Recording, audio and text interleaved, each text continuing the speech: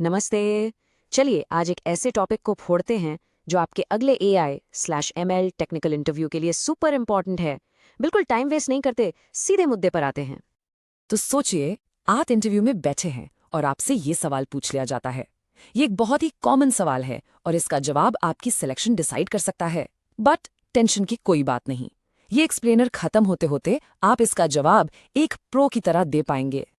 देखिए, किसी भी सॉलिड जवाब की नींव होती है एक क्लियर डेफिनेशन। तो सबसे पहले आइए आसान भाषा में समझते हैं कि आखिर ये वेक्टर डेटाबेसेस है क्या चीज।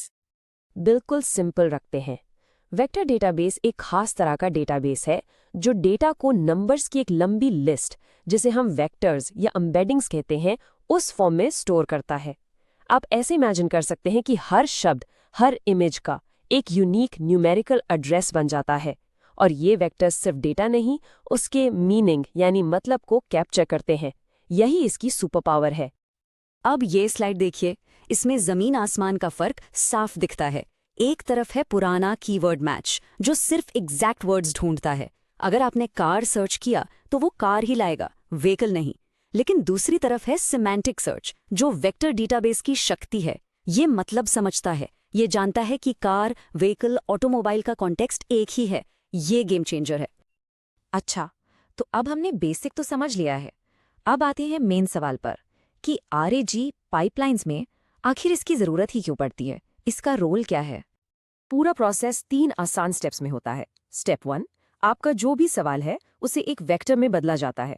स्टेप 2, यहाँ आता है हमारा हीरो, वेक्टर डेटाबेस।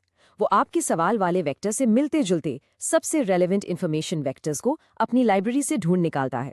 और स्टेप 3, ये जो रेलेवेंट इन्फॉर्मेशन मिली उसे LLM को दे दिया जाता है कॉन्टेक्स्ट के तौर पर। तो बेसिकली वेक्टर डेटाबेस ही वो ब्रिज है जो आपके सवाल और LLM के जवाब के बीच सही इन्फॉर्मेशन लाता है।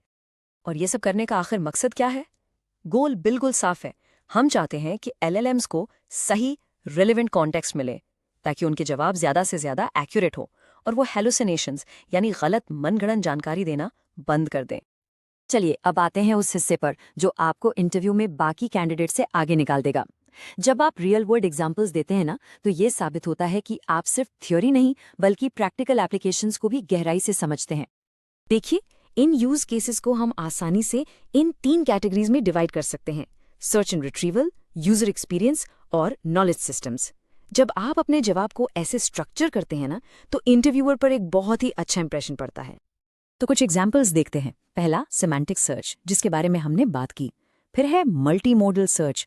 सोचिए, आप एक इमेज डालकर उससे मिलता जुलता टेक्स्ट या ऑडियो सर्च कर पा रहे हैं। कितना पावरफुल है। उसके बाद है पर्सनलाइजेशन, जिससे चैटबॉट्स आपकी पिछली बातों को याद रखकर आपसे पर्सनल लेवल पर बात कर सकते हैं। और आखिर में रिकमेंडेशंस, जैसे ई-कॉमर्स साइट्स आपको रिलेटेड प्रोडक्ट्स सजेस्ट करती हैं। ये सब वेक्टर डेटाबेस की ही कमाल है।